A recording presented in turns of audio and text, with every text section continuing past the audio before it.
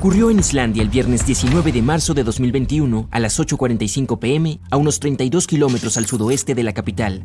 La roca fundida irrumpió repentinamente en la superficie, desde abajo. Brillantes fuentes de lava iluminaron entonces el cielo nocturno. Un volcán en este valle finalmente despertó después de casi 800 años de dormir profundamente. Los volcanes se dividen en 3 categorías: activos, inactivos o extintos. Cerca de 1900 de ellos en todo el mundo se consideran activos. Eso significa que han entrado en erupción en el pasado reciente y que probablemente lo harán de nuevo en un posible futuro cercano. Los volcanes inactivos no han entrado en erupción desde hace mucho tiempo, pero aún pudieran hacerlo en el futuro. Se podría decir que están dormidos de alguna manera. En cuanto a los extintos, esos no han hecho nada en más de 1 millón de años. La erupción en Islandia no fue súper explosiva, y todo esto ocurrió a 10 kilómetros de la ciudad más cercana, así que todo el mundo estaba perfectamente a salvo. Muchos incluso vinieron a verla de cerca, mientras que otros valientes visitantes intentaron freír huevos y tocino en la lava.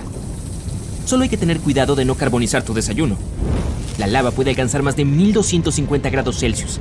Quema todo lo que encuentra a su paso. Sin embargo, también produce algunas de las tierras más fértiles para la agricultura. Esta erupción dio una cantidad relativamente pequeña de lava al principio, pero se ha ido extendiendo por el valle en diferentes direcciones, formando una especie de escudo que crece constantemente. Nunca se puede predecir realmente lo rápido que será un flujo de lava hasta que lo ves. Todo depende de su grosor y de la pendiente de la montaña. El magma puede resumar lentamente a unos 6 metros por minuto, una fracción de la velocidad promedio de una persona al caminar, o puede fluir a unos 50 kilómetros por hora, lo cual ni siquiera la persona más rápida de la Tierra puede superar. Pero la lava ni siquiera es lo más peligroso de los volcanes. Son los gases tóxicos que emanan de la erupción. Y estos se propagan más rápido y más lejos que el flujo de esta. Por suerte, en el caso de Islandia, el viento alejó estos gases de las zonas residenciales. A los científicos no les sorprendió la erupción de este volcán. Sabían que iba a ocurrir. Terremotos cada vez más fuertes habían estado sacudiendo esta zona durante los últimos 15 meses. Hubo 50.000 solo en las 3 semanas previas a la erupción. Es decir, 100 por hora. El volcán ha estado activo desde marzo, y los geólogos dicen que esto podría durar semanas, meses, años o incluso décadas de constantes erupciones en la zona. Bien, el monte Shasta se encuentra entre los 5 más peligrosos de Estados Unidos, así que los especialistas lo vigilan de cerca.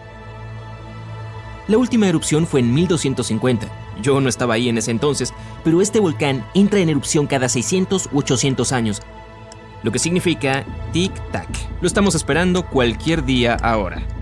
A 1 hora de Portland, Oregon, hay un volcán activo que entró en erupción por última vez en el siglo XIX. La próxima vez que estalle, los científicos creen que producirá mayores cantidades de ceniza y polvo. Esto podría causar un apagón eléctrico y hacer que el agua no sea potable en la zona. Pero los expertos le prestan mucha atención. Podrán avisar con suficiente antelación para que la gente pueda reaccionar a tiempo. El Kilauea es uno de los montes más activos del mundo. Lleva estallando casi constantemente desde 1983, lo que lo convierte también en una de las erupciones más largas conocidas en la Tierra. Es el volcán terrestre más joven de Hawái.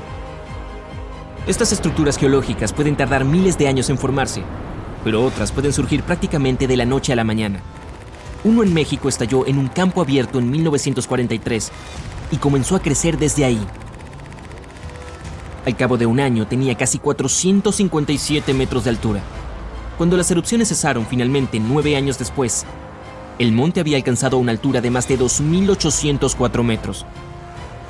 El monte Fuji es un símbolo emblemático de Japón. La última vez que entró en erupción fue en 1707 y envió una lluvia de rocas ardientes hasta 96 kilómetros de distancia. Si hoy se produjera un estallido similar, Tokio se encontraría en las proximidades.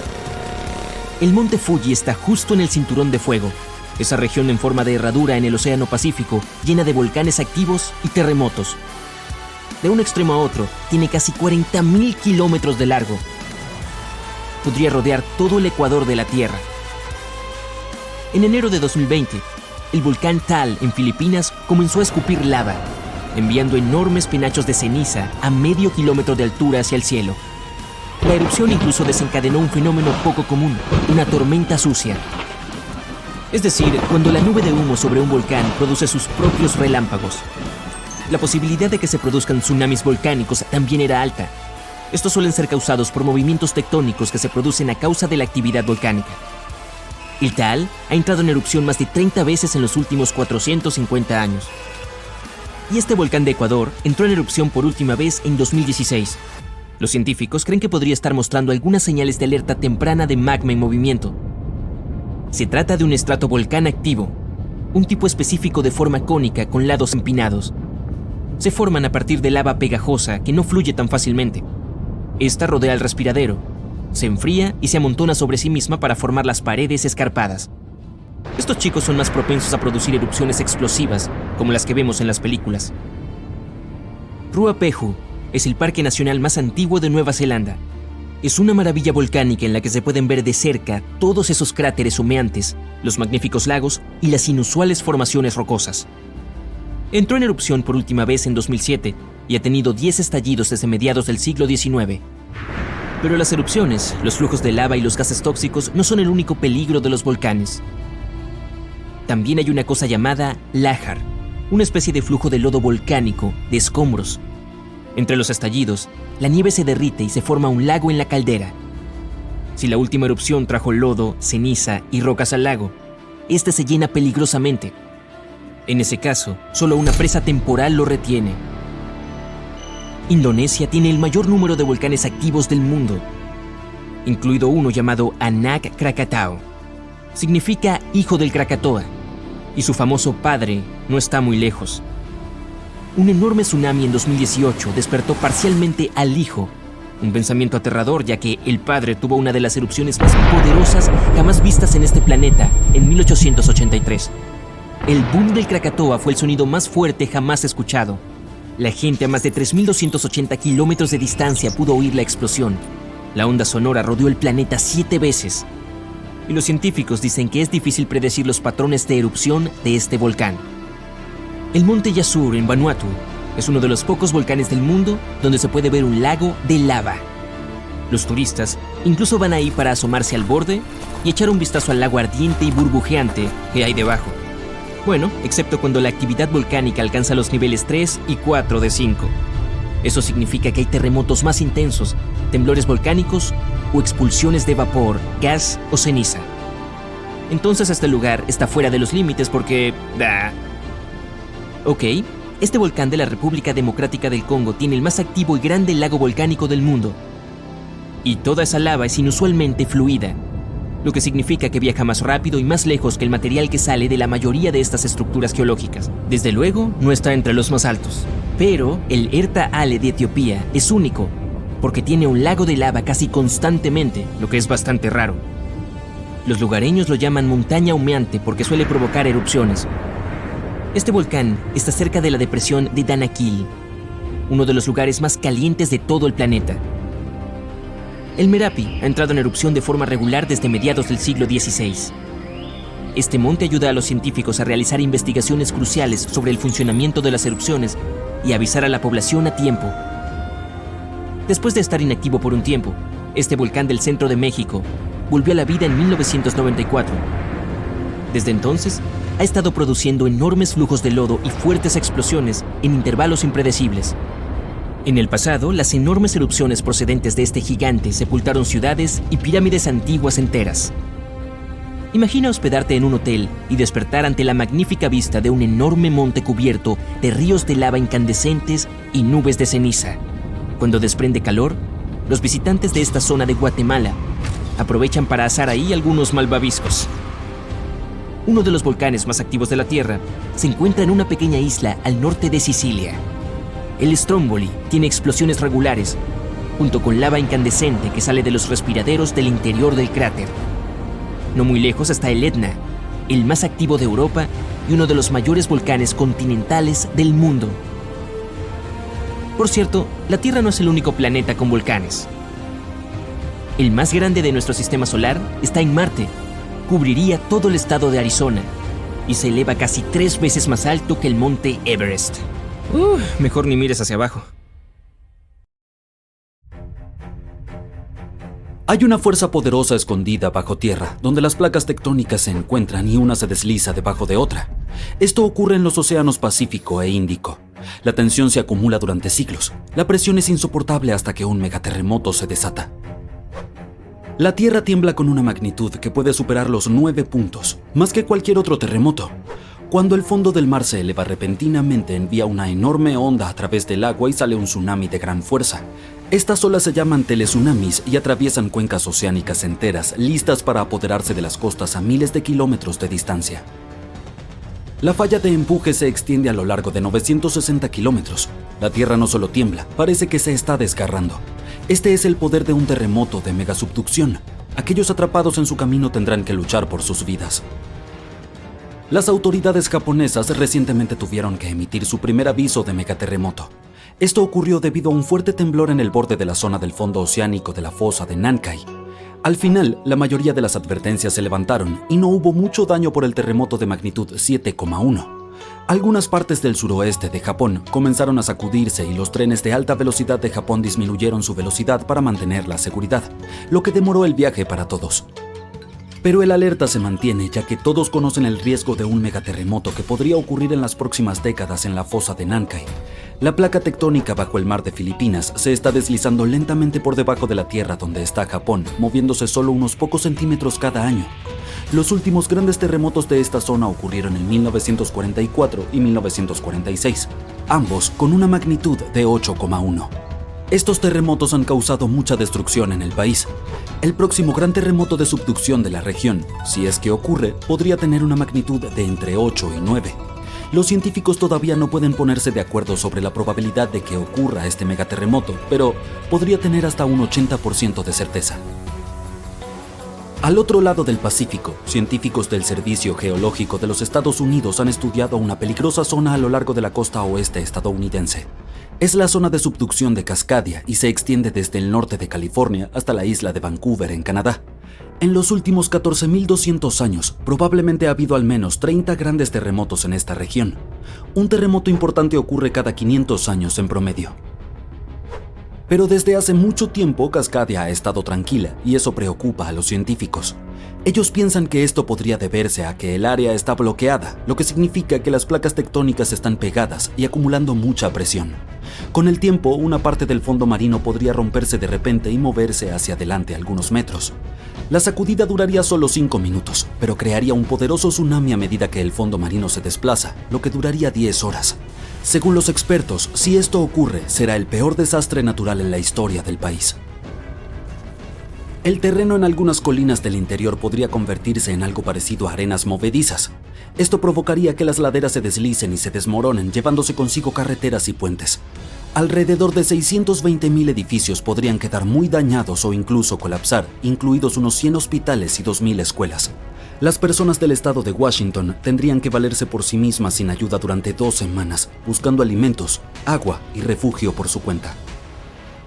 Los científicos están estudiando fenómenos de deslizamiento lento, donde las placas tectónicas se mueven muy despacio durante semanas o meses, liberando algo de energía, pero no lo suficiente como para detener un gran terremoto. Cada vez que la magnitud de un terremoto sube solo un número, la energía que libera es 40 veces mayor.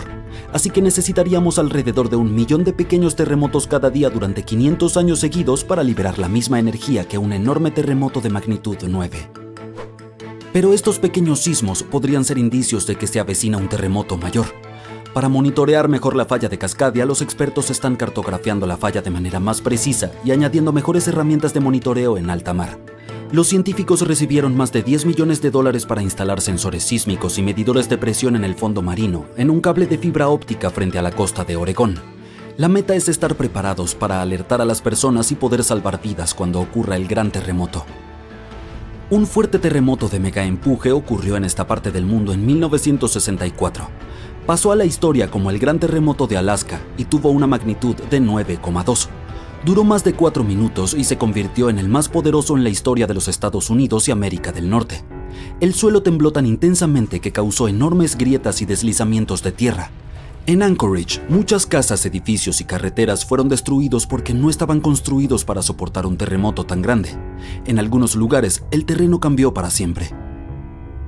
Por ejemplo, la costa cerca de Kodiak y la isla Inchbrook se elevó 9 metros. En otras zonas como Girwood y Portage, el suelo se hundió 2 metros. Tuvieron que reconstruir las carreteras a mayor altura para que no fueran inundadas por la marea. Un enorme tsunami de 8 metros arrasó con todo el pueblo de Chenega. Muchas ciudades costeras sufrieron graves daños no solo por el terremoto, sino también por los tsunamis y los incendios que le siguieron. Después del terremoto principal, hubo miles de réplicas más pequeñas durante meses. Un terremoto moderado de magnitud 4,4 sacudió Los Ángeles en agosto de 2024. Una vez que terminó, el Departamento de Bomberos de Los Ángeles revisó la ciudad y no encontró daños mayores ni personas heridas. En la ciudad de Pasadena, que está cerca del epicentro del terremoto, una tubería de agua estalló dentro del ayuntamiento y todos tuvieron que abandonar el edificio. Afortunadamente, no había peligro de tsunami. Lo mejor que podemos hacer para evitar el pánico en tales situaciones es estar preparados. Japón es uno de los lugares de la Tierra donde ocurren más terremotos porque se encuentra en los bordes de 4 placas tectónicas. Alrededor de 1500 de estos terremotos al año son perceptibles. Debido a esto, la gente de Japón ha aprendido a vivir con los terremotos. La ley de 1950 estableció que los edificios deben ser capaces de soportar terremotos de hasta una magnitud de 7 sin colapsar. Una actualización de 30 años después estipuló que los edificios solo deberían tener daños menores en tales terremotos y deberían seguir funcionando con normalidad. Pero si hay alguno aún más fuerte, la ley establece que la función principal del edificio es no colapsar y salvar vidas. Los edificios se refuerzan con vigas, pilares y muros más gruesos para que puedan soportar mejor las sacudidas. Otra técnica consiste en colocar almohadillas especiales hechas de materiales como el caucho en la base del edificio. Algunos edificios incluso se construyen sobre gruesas capas de amortiguación que los separan completamente del suelo, lo que ayuda a protegerlos durante un terremoto. Un rascacielos puede balancearse bastante, moviéndose hasta 1,5 metros. Para evitar que se dañe, los ingenieros también pueden añadir algo llamado amortiguadores cada 2 pisos hasta la parte superior. Estos amortiguadores son como bombas de bicicleta gigantes, pero en lugar de aire están llenos de líquido. Cuando el edificio se sacude, los amortiguadores presionan contra el líquido en su interior. Aunque el líquido no se comprima mucho, puede absorber parte de la vibración. Cuando están construyendo rascacielos altos, los ingenieros intentan hacer la estructura lo más simple y equilibrada posible. Esto implica que cada piso tenga la misma altura y que las columnas de soporte estén distribuidas uniformemente. Sin embargo, a veces los arquitectos que diseñan rascacielos no quieren hacer estas concesiones porque tienen ideas creativas sobre cómo debería verse el edificio. Entonces deben encontrar soluciones alternativas. Por ejemplo, la Torre Skytree de Tokio, uno de los edificios más altos del mundo, está diseñada con un estilo futurista, pero también incluye características especiales para protegerla de los terremotos. Tiene un pilar central como en las pagodas japonesas tradicionales y amortiguadores sísmicos que ayudan a absorber la energía de un terremoto y mantienen el edificio seguro.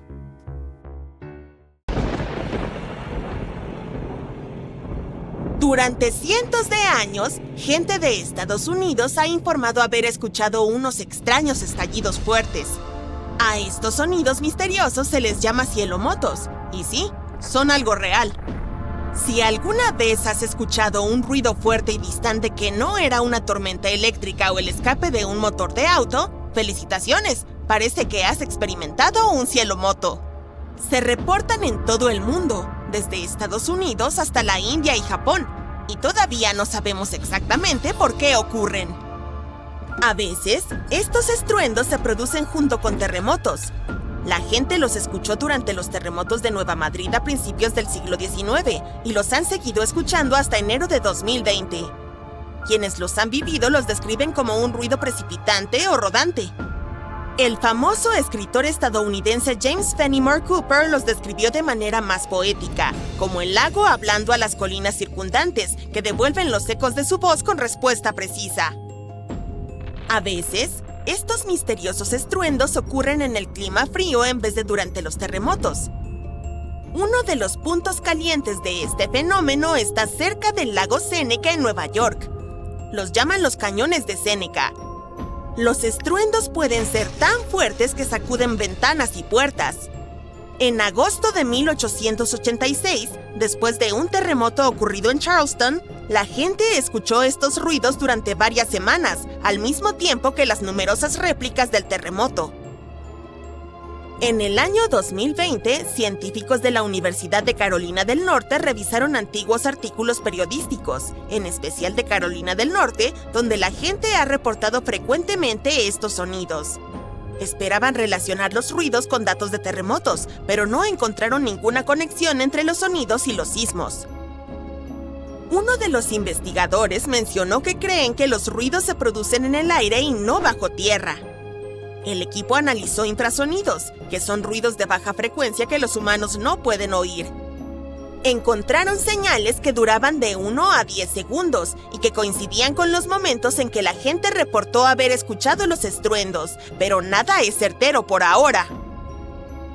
Algunas personas piensan que las llamaradas solares, los tsunamis submarinos o el colapso de cuevas bajo el mar causan los cielomotos. Otros creen que los sonidos provienen de aviones que producen fuertes estallidos sónicos. Pero eso no explica los registros del pasado, antes de que se inventaran los aviones.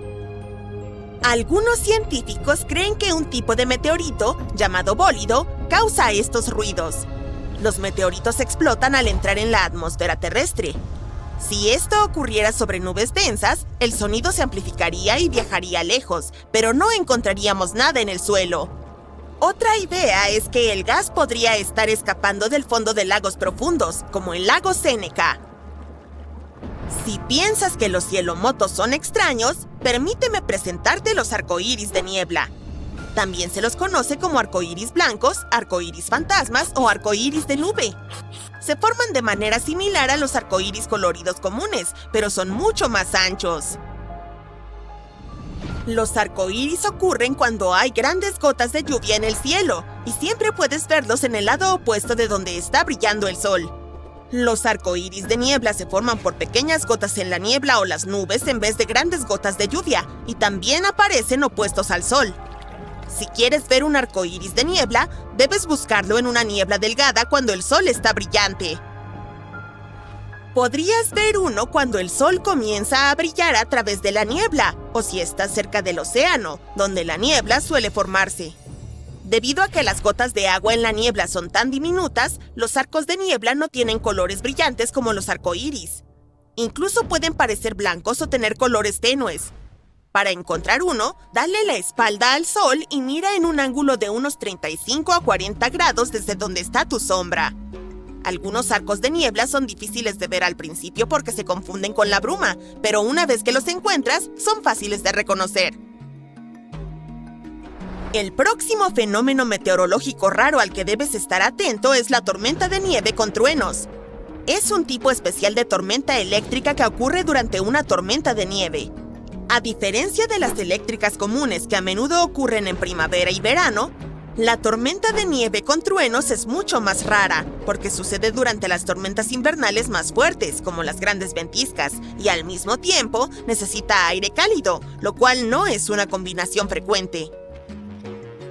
Entonces, para que se dé una tormenta de nieve, debe haber humedad en el aire, algo de inestabilidad y algo que eleve el aire, como vientos ascendentes. Al igual que en las tormentas normales, pueden aparecer relámpagos cuando escuchas el trueno.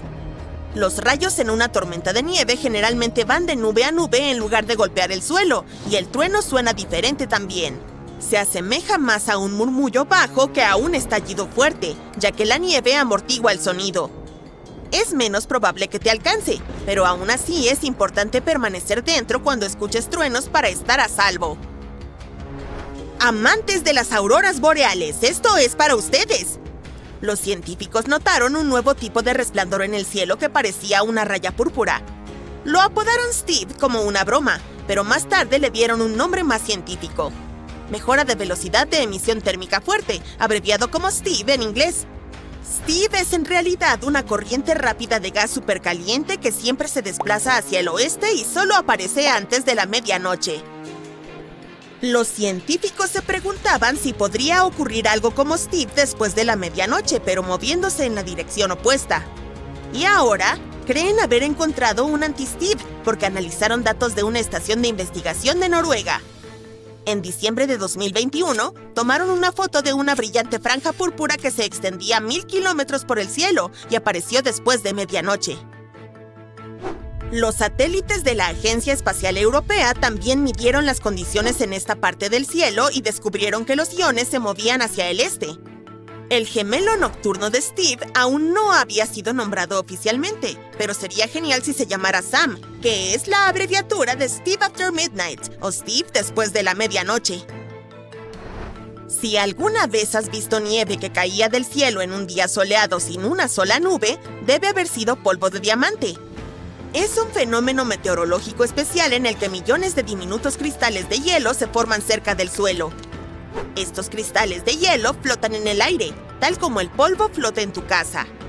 Cuando la luz del sol incide en estos cristales, brillan como diamantes. A diferencia de la nieve común, el polvo de diamante puede caer de un cielo despejado, por lo que a veces lo llaman precipitación de cielo claro. Ocurre debido a una inversión térmica. Normalmente, el aire se enfría a medida que asciendes desde el suelo, pero en una inversión térmica, el aire frío permanece cerca del suelo y el aire más cálido se sitúa encima. El aire cálido tiene más vapor de agua, y cuando se mezcla con el aire frío cercano al suelo, se convierte directamente en cristales de hielo y nace el polvo de diamante. Para que esto ocurra, el aire cerca del suelo debe estar muy frío, muy por debajo del punto de congelación. El polvo de diamante puede caer durante días, pero es tan ligero que generalmente no se acumula en el suelo como la nieve normal. Un agujero de Virga, también conocido como nube perforada, es el siguiente en nuestra lista. Este gran hueco circular u ovalado a veces aparece en ciertas nubes. Estos tipos de nubes flotan altas en el cielo y a menudo están compuestas de diminutas gotas de agua que están más frías que la temperatura de congelación, pero aún no se han congelado. Estas gotas de agua especiales se llaman sobreenfriadas y necesitan una razón para congelarse, y los cristales de hielo les proporcionan esa razón. Cuando un avión vuela a través de la nube, puede llevar esos cristales de hielo hacia adentro. Una vez que los cristales de hielo están allí, las gotas de agua sobreenfriadas se congelan rápidamente, se agrandan y empiezan a caer de la nube. Esto crea un agujero en la nube y, a medida que más gotas cercanas se congelan, el agujero se agranda y se extiende hacia afuera. Cualquier tornado da miedo, pero un tornado de fuego lleva el horror al máximo. Estos fenómenos son torres giratorias de llamas y cenizas que se forman cuando hay calor extremo, vientos fuertes y terreno irregular. El intenso calor del fuego provoca que el aire caliente suba rápidamente. El aire más fresco de los lados se apura a reemplazarlo y crea vientos fuertes. Cuando los vientos de diferentes direcciones se encuentran, hacen que el fuego gire como un tornado. Esto se intensifica y puede incluso crear su propio clima. Absorbe llamas, ceniza, tierra y cualquier cosa que haya en su camino. Los vientos pueden alcanzar velocidades de más de 225 kilómetros por hora, y estos tornados de fuego pueden llegar a durar más de 20 minutos.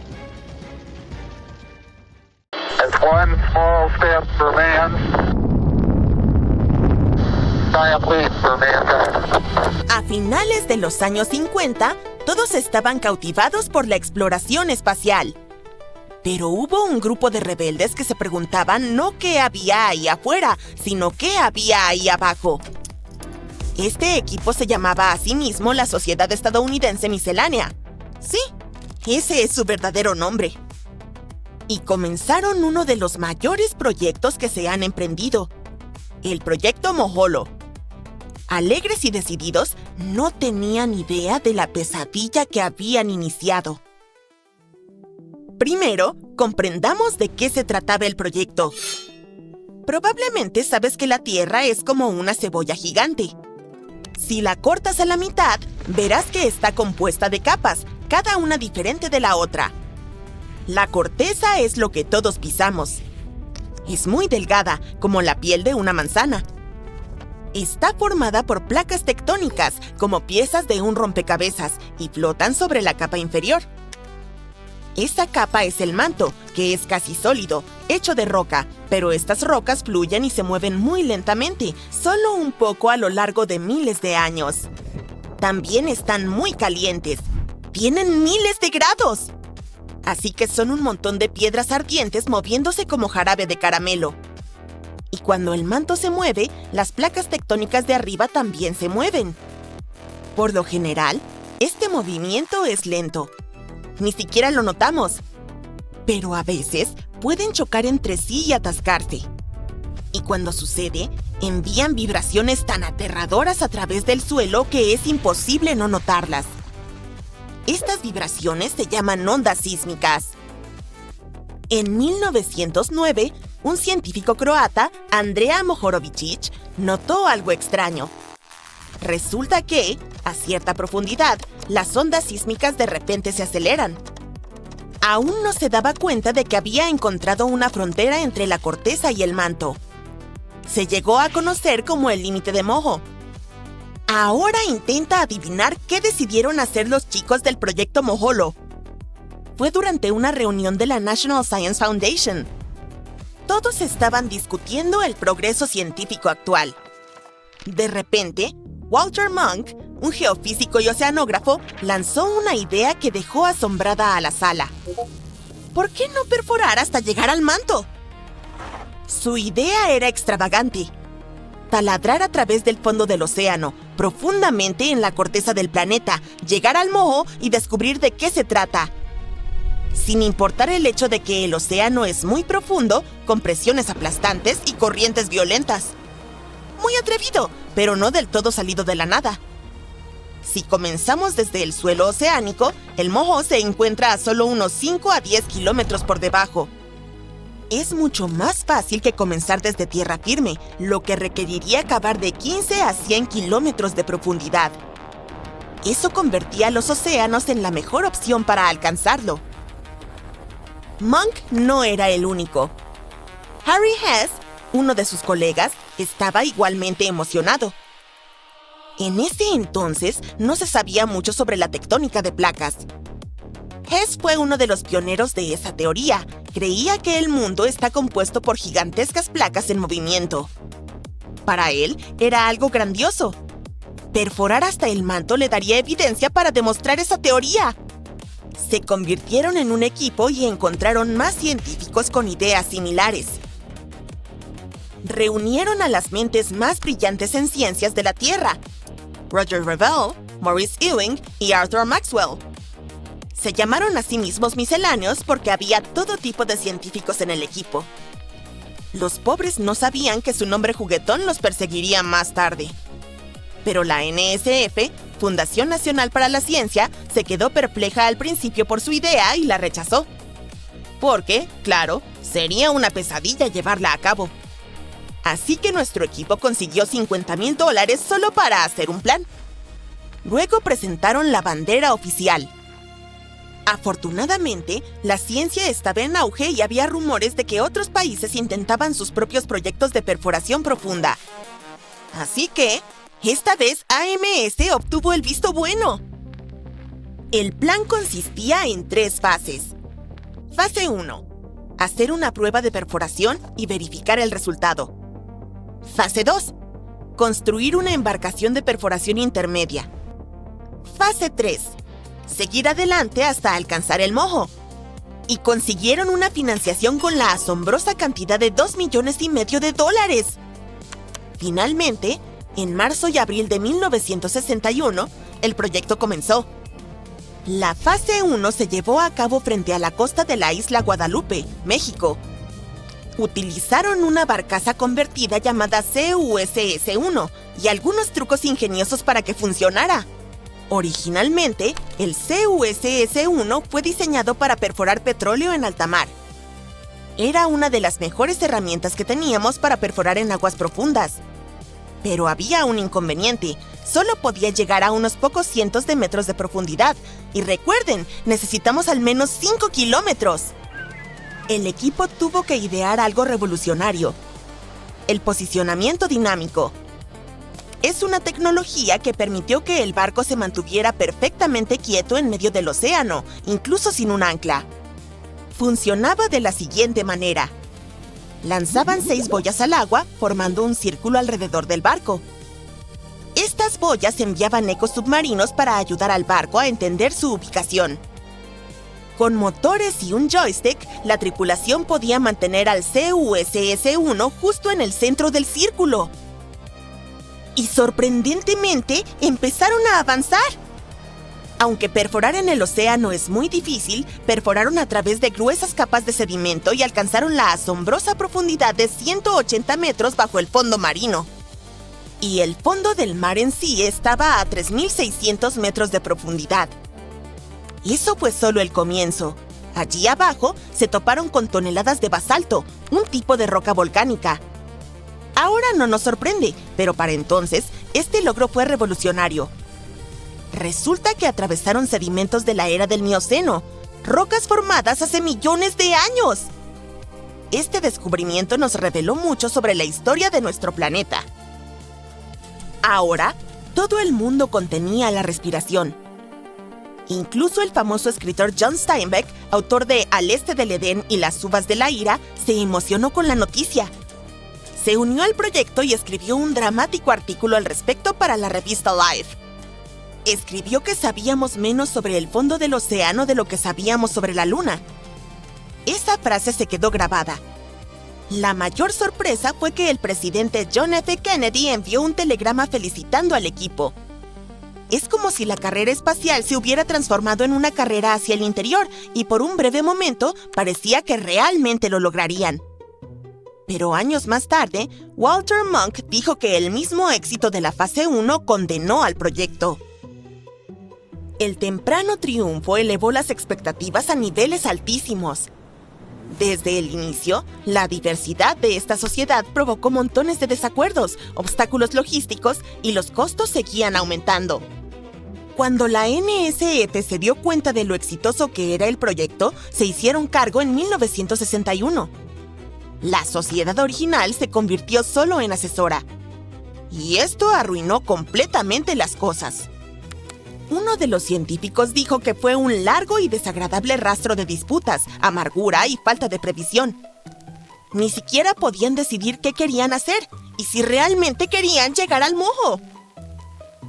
Después de eso, el proyecto encontró una nueva empresa contratista, Brown & Root, pero fue una decisión política, no científica. Brown & Root no tenía experiencia alguna en perforación en el fondo del mar. Los pobres científicos tuvieron que sufrir porque esta compañía no comprendía los objetivos del proyecto ni lo difícil que era. Algunos incluso renunciaron por lo molesto que fue. Como resultado, cuando calcularon cuánto costaría llegar al mojo, resultó ser alrededor de $1,000 millones según los estándares actuales. Esto sorprendió a absolutamente todos. El público se burlaba de ellos, lo cual no ayudó. Algunos artículos lo llamaron Proyecto sin agujero y daban titulares como ¿Por qué la NSF se perdió en mojo? El golpe final sucedió en el 66. El más leal defensor del proyecto, Albert Thomas, falleció. Además, la situación en Vietnam estaba escalando. Como resultado, el proyecto se detuvo después de consumir decenas de millones de dólares. Lo que es aún peor es que esta idea gigante e imposible desvió fondos de cosas más pequeñas y realizables. Pero no fue del todo en vano.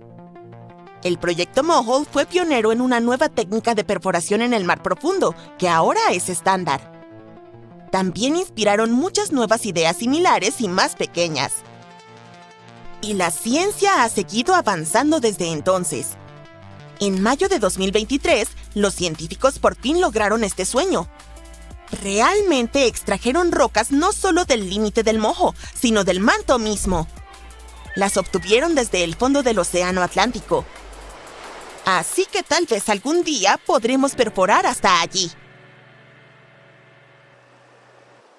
La naturaleza puede arruinar tu vida con tsunamis, huracanes, tornados, tormentas y muchos otros fenómenos destructivos. Pero, ¿sabías que también tiene otras formas más extrañas de destruir? Veamos los sucesos naturales más curiosos. ¿Qué tal la lluvia naranja? No es que gotas de naranja te estén cayendo encima, no. Todo el cielo y la atmósfera se vuelven de un naranja oscuro. Las nubes naranja derraman gotas sucias sobre ti. No te preocupes, no son venenosas, pero cuida tus ojos. No dejes que las gotas entren, porque contienen partículas de arena. Si quieres presenciar este fenómeno, dirígete a las Islas Canarias. Cada año, el cielo allí se torna naranja y deja caer gotas de agua de color naranja rojizo mezcladas con arena. Este fenómeno ocurre debido al Sahara.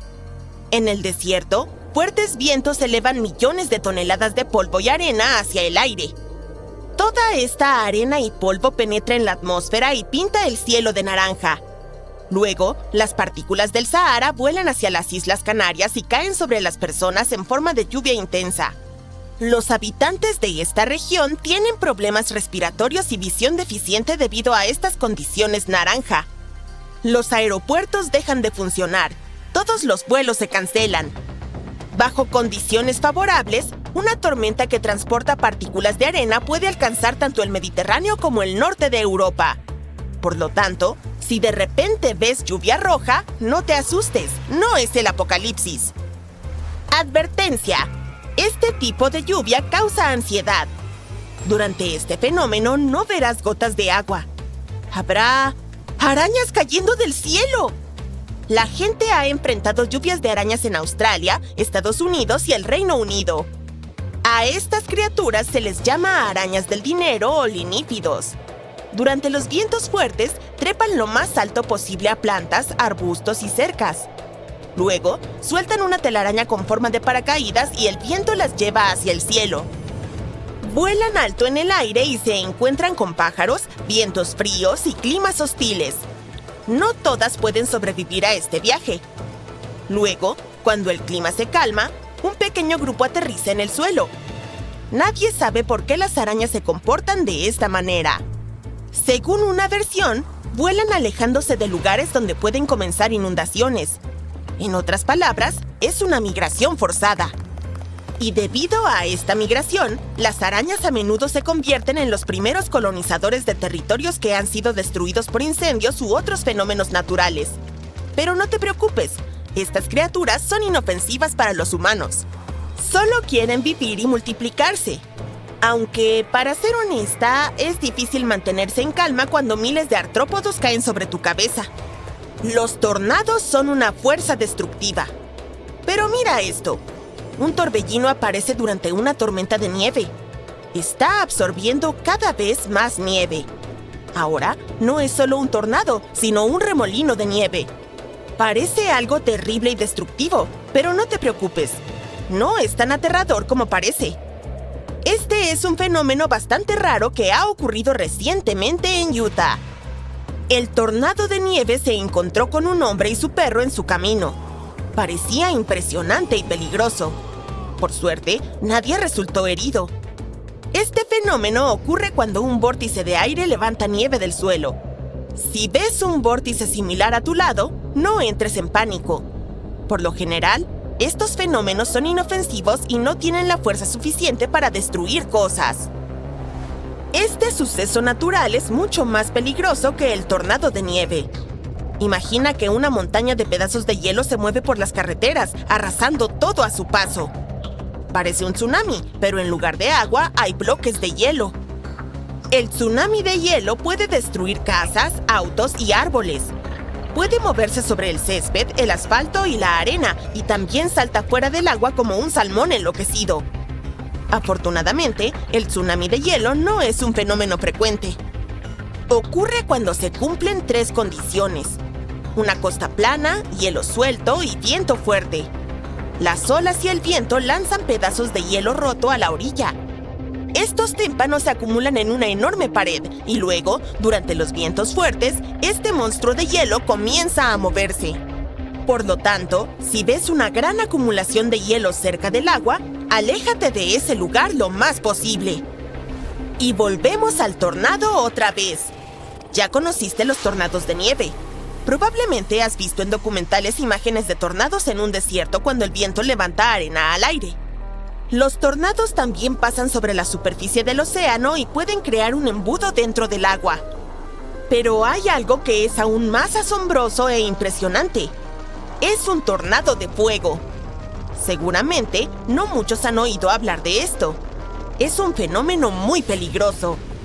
Pocas personas se han acercado al ardiente tornado para estudiarlo. Sin embargo, los bomberos a menudo se enfrentan a este monstruo devastador.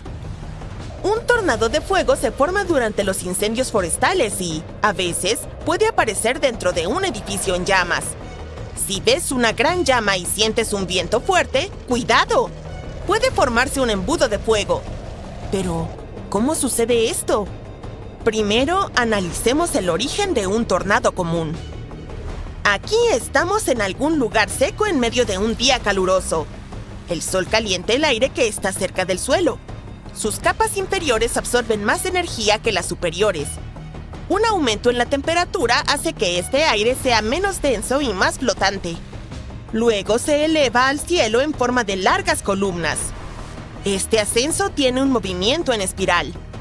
El agua de tu bañera se mueve de manera similar cuando fluye a través del desagüe. Bien, muchos de estos vórtices de aire son bastante débiles y no se pueden ver, pero algunos de ellos se encuentran con corrientes de aire fuertes. Esto acelera su movimiento, añade energía e incrementa el área. Más y más aire entra en este vórtice, haciéndolo más fuerte. Cuando el polvo y la arena entran en estos torbellinos, ves un tornado. El tornado de fuego sigue el mismo patrón, con solo una diferencia. El aire debajo no es calentado por el sol, sino por el fuego. El fuego calienta el aire. Este se eleva, rota y atrae al fuego en su interior. Algunos vórtices pueden alcanzar hasta 120 metros de altura y 15 metros de ancho. Es como una delgada torre inclinada de Pisa hecha de fuego, solo que el doble de alta. Este es un fenómeno verdaderamente devastador y aterrador. El suelo tiembla. Bandadas de aves están volando lejos. Puedes escuchar un fuerte rumor grave. El volcán escupe una gigantesca nube de ceniza. La lava fluye desde la boca de la montaña ardiente. Ríos de fuego corren cuesta abajo y se dirigen hacia ti. No tienes a dónde escapar. El fuego se acerca cada vez más y... ¡Espera un momento! ¡Esta lava no está caliente! ¡Está fría! ¿Cómo es posible? Hay flujos de lava fría cerca de muchos volcanes. En Indonesia, por ejemplo, este fenómeno ha destruido recientemente aldeas enteras. No está caliente, pero sigue siendo peligrosa. Los flujos de lava fría ocurren cuando la lava caliente se mezcla con ceniza, arena y guijarros durante el clima húmedo. El volcán arroja corrientes de lodo pesado. Cubre caminos, casas, coches y árboles. Los flujos de lava fría son un fenómeno destructivo, así que mantente alejado de ellos.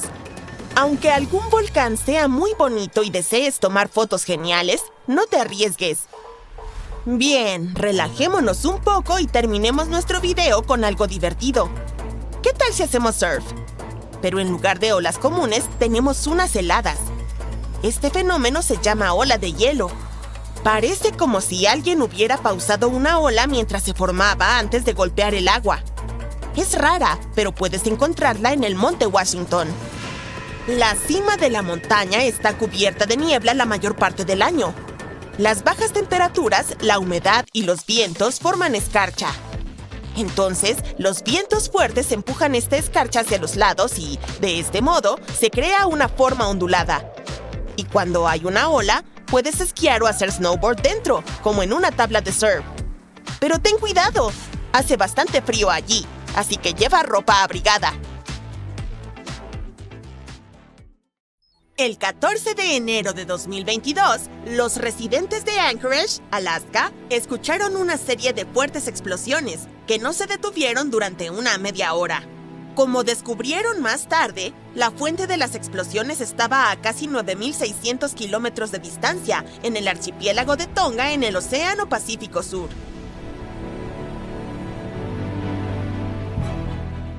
El volcán submarino Hunga Tonga se había despertado de su profundo sueño. Erupcionó por última vez a finales de diciembre de 2021, después de 7 años de inactividad. El Hunga Tonga envió una gran columna de cenizas a la estratosfera que se vio en la capital de Tonga, a 69 kilómetros del volcán. En los días siguientes, estuvo emitiendo vapor y gas a una altura de 11 kilómetros. Además, expulsaba cenizas que se acumulaban a su alrededor e incluso hicieron que la isla sobre la que se encontraba aumentara de tamaño. Luego, volvió a dormirse y las autoridades incluso anunciaron que estaba inactivo. Pero solo un par de semanas después despertó de nuevo, con una fuerza descomunal. Lanzó nubes de ceniza a 19 kilómetros en la atmósfera que bloquearon el sol en algunos lugares y cayeron desde el cielo. Las ondas sonoras de la erupción recorrieron el planeta varias veces. En Fiyi, las personas escucharon un sonido que les recordaba el trueno. Algunos estruendos incluso llegaron a Canadá. Las ondas de choque recorrieron la Tierra 4 veces en Japón y Utah y al menos 2 veces en Massachusetts. La erupción provocó decenas de miles de relámpagos. También desencadenó un megatsunami de cientos de metros de altura. Causó daños a edificios e infraestructura, como cables submarinos. Las olas extremas llegaron hasta la costa de California y hubo una marea inusualmente alta en las costas del Pacífico de Canadá. Los científicos estudiaron datos sísmicos para comprender qué causó una erupción tan inmensa. Su modelo de investigación mostró que hubo una gran explosión, probablemente porque el gas quedó atrapado en las rocas, similar a cómo funciona una olla a presión cuando se cocina en exceso. Esta explosión liberó una enorme cantidad de energía, equivalente a 5 de las pruebas nucleares subterráneas más grandes. Todo ocurrió bajo una parte poco profunda del mar, donde la roca llena de gas estaba atrapada. Normalmente, cuando un volcán entra en erupción, los gases provocan un efecto de enfriamiento temporal en la superficie de la Tierra. Pero la erupción del Hunga Tonga fue diferente. No produjo muchos gases, sino que liberó una cantidad enorme de vapor de agua, de 100 a 150 millones de toneladas. El calor intenso de la erupción convirtió grandes cantidades de agua de mar en vapor, que luego fue expulsado a gran altura en la atmósfera. Todo ese vapor de agua terminó en la estratosfera, una capa de la atmósfera que es demasiado seca para formar nubes o lluvia. Los científicos no tienen observaciones de erupciones volcánicas como la del Hunga Tonga para predecir sus efectos a largo plazo en nuestros patrones climáticos. Esto se debe a que la única manera de medir el vapor de agua en la estratosfera es con satélites especiales, que solo han existido desde 1979, y no ha habido una erupción similar a la del Hunga Tonga en ese tiempo. De hecho, la erupción de Tonga es la explosión de su tipo mejor documentada en la historia reciente. Los científicos contaban con muchos instrumentos para estudiarla, como satélites que tomaron fotografías desde el espacio y sensores que captaron las vibraciones y movimientos de la Tierra. Hubo una erupción similar en 1991 en un volcán de Filipinas, pero en aquel entonces no disponían de tantas herramientas avanzadas como ahora para estudiarla de cerca. Expertos de diferentes países analizaron datos satelitales inmediatamente después de la erupción del Hunga Tonga. Querían averiguar cuánto tiempo permanecería el vapor de agua en la estratosfera, hacia dónde se desplazaría y, por supuesto, qué significaría esto para el planeta y para todos nosotros. El primer gran resultado de la erupción, al menos en parte, fue un enorme agujero en la estratosfera que persistió durante varios meses en 2023. Para cuando apareció, el vapor de agua había alcanzado la estratosfera polar sobre la Antártida. Pero el Hunga Tonga terminó teniendo un efecto mínimo en las temperaturas promedio globales, al menos por ahora. Esperemos que no repita la historia del volcán Monte Tambora, en la actual Indonesia. Hace más de 2 siglos, en 1815, este villano hizo erupción y provocó el año sin verano. Al año siguiente, el invierno fue muy frío y húmedo en Europa y América del Norte. También hubo tsunamis catastróficos que destruyeron hogares y se cobraron 10,000 vidas, además de otras 80,000 personas que enfermaron después. No es fácil perderse un evento como la erupción del Hunga Tonga o del Tambora, pero algunos volcanes submarinos se descubren por accidente. Una pasajera de un vuelo comercial miró por la ventana sobre el Océano Pacífico y vio una mancha de color extraño en el agua. Pensó que podría ser una mancha de petróleo o una balsa flotante de piedra pómez, que es un indicio claro de una erupción volcánica reciente. Decidió enviar una foto de esta escena a un geólogo. Y así fue como los científicos encontraron uno de los volcanes más grandes del mundo, el Havre. Está escondido a unos 1000 metros debajo de la superficie. En 2012, el Hubble tuvo una erupción gigantesca que duró aproximadamente 90 días. Lava caliente se derramó por 14 diferentes respiraderos alrededor de la apertura semicircular del volcán. El Hubble es solo uno de los muchos sistemas volcánicos cubiertos por miles de metros de agua. Estos volcanes son los más activos del mundo y forman parte de un gigantesco sistema llamado dorsales oceánicas que se extiende por todo el planeta. Este sistema produce alrededor del 75% de todo el magma que sale de los volcanes de la Tierra cada año. Libera más de 2 kilómetros cúbicos de lava. Cuando el magma se enfría, forma los bordes de nuevas placas oceánicas, que son como piezas de un gigantesco rompecabezas que conforman la corteza terrestre. Un equipo de científicos estudió el material dejado en el fondo marino por erupciones volcánicas de la Edad de Bronce. Hace unos 3.600 años, un volcán que estaba parcialmente sumergido en el sur del mar Egeo despertó de repente. Esta erupción destruyó la isla de Santorini y lanzó al aire enormes cantidades de ceniza, rocas y gases. Dejó tras de sí gruesas capas de ceniza y roca que se acumularon en pilas en el fondo del océano. Los científicos han estado estudiando la antigua erupción de Santorini durante varios años para entender qué ocurre durante sucesos tan importantes. Su investigación colaboró para explicar cómo las futuras erupciones volcánicas podrían afectar el clima de nuestro planeta. El estudio también ayuda a los científicos a comprender la intensidad de las erupciones, cuán alto pueden llegar las columnas de erupción y los tamaños de las olas que se forman cuando toda esa ceniza y roca se asienta en terrazas en el fondo del océano. Esta información ayudará a predecir los peligros de erupciones futuras. Cuando un volcán entra en erupción, el último lugar donde deseas estar es en su interior, pero los científicos lo hacen por ti. Bueno, algo así. Desarrollaron una nueva técnica de imagen inteligente que utiliza las mejores ideas de la imagen médica y los microscopios ópticos. Imagen matricial, así se llama, y facilita comprender lo que sucede bajo tierra, incluso cuando no hay muchos sensores disponibles. Estos sensores, llamados geófonos, detectan y registran el movimiento de las ondas sísmicas, que son vibraciones que viajan a través de la Tierra.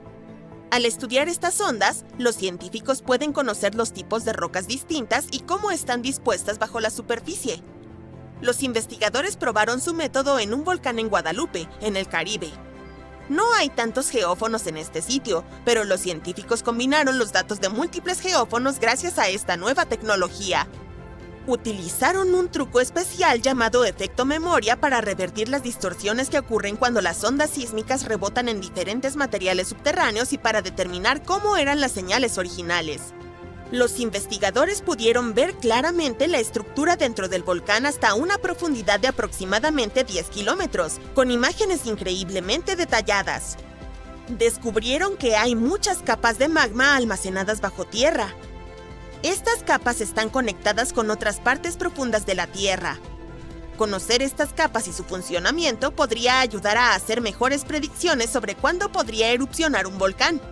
Si se puede lograr, se le advertirá a la gente con anticipación y podrían ponerse a salvo de erupciones peligrosas.